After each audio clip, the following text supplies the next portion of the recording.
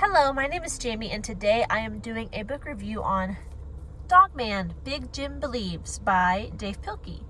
This is the most recent Dogman book. I do believe there is another one on its way, not out yet, but it's coming.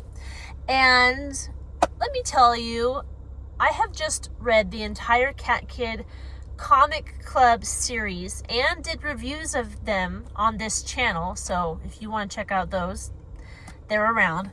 But it was so nice to get back to a Dogman book because aside from the very first Cat Kid Comic Club book, the other four were just not that good. The stories were weak and the morality in them was kind of sketchy at times. But I got back to Dogman to finish out the series, and I read this and I was like, oh, it's classic Dave Pilkey, and it was such a breath of fresh air. There wasn't like political garbage in there. There wasn't stuff that you're like, what does he mean? Is he trying to be, it was just the story. There wasn't like a bunch of stuff in there that made you go, can you just tell a story? Because he did tell a story. It was good. And the story is, I don't know what it is, for goodness sake. Oh, okay. The story is a continuation of Big Jim Begins. There were these super cute villains who, at the end of the last book, they put this, I don't want to say they put a spell, but they shot everybody and made them like super cute. So now they got to figure out how to not be super cute anymore. And so it's the same villains or similar villains as the last book.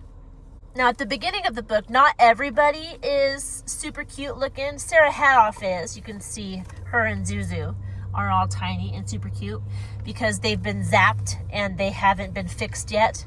But Grandpa and Big Jim are still regular. They're not super cute yet. Later on in the book, they do get zapped and become super cute as well. So the story is not very... It's not very difficult. They're after the same villains who are coming at them again from the last book, and they're having to figure out a new way to beat them and to fix everybody so that they're not all super cute anymore. And it does have a couple lessons. I wrote them down. I mean, there's some lessons throughout the whole book, but two that really stood out to me were at the beginning of the book. The first one is bad circumstances could turn out to be good, or bad luck could save you from worse luck. And they gave the example of, say you miss the bus, so you feel like it's bad luck, but then that bus ends up exploding, if you want to be extreme about it, or the bus ends up driving off a cliff or into a building. So you avoided the worst luck because you initially had bad luck. And they reiterated that at the end of the book. I say they, but it's Dave Pilkey. Dave Pilkey, he said that in the beginning of the book, and then he brought it back at the end of the book. So something you can think about. I know just as people, we tend to get annoyed when things are inconvenient or when it doesn't go how we thought it could be. And kids especially could think of that as bad luck, but you never know what it could be saving you from. Like, you were late to work, but who knows? You being late to work might have kept you out of that car crash that you drive by later on. You never know. So it's kind of a reminder to keep cool and to not get bent out of shape when things don't go your way, because you never know what you have avoided. And also, it's good to just be calm. It's good to not be easily upset and to get mad when things aren't going the way they should. It's good to be flexible. Number two is you shouldn't do good for the reward. You should do good just for the sake of doing good. And I thought that was a good lesson, because Grandpa in the book, he was upset because he saved people and he didn't get all the credit for it. And Big Jim was trying to tell him, you don't save people for credit. You do it because it's the right thing to do. And that is a good thing to remember. That is something that I talked about in my previous Dave Pilkey review, the last Cat Kid Comic Club book. Naomi was being nice to her brothers and sisters because she wanted them to do stuff for her. And I said, well, I hope that eventually she will do stuff kindly for the sake of being kind, not to try to get people to do stuff for her.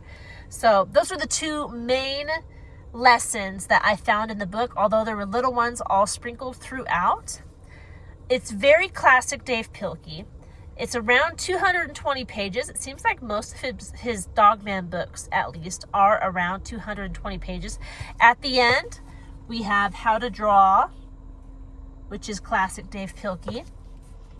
There is also, if I can find it, Notes and Fun Facts in the back. Tells you where he got a lot of his ideas for chapters and illustrations and some of the quotes he puts throughout the book. So this is always very interesting for me to read once I have finished the story.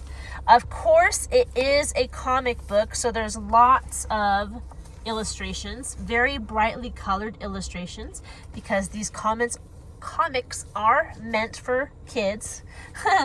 When Grandpa does flashbacks, they're in black and white. I thought that was funny because he's older than everybody else. And then regular paneling, you can see.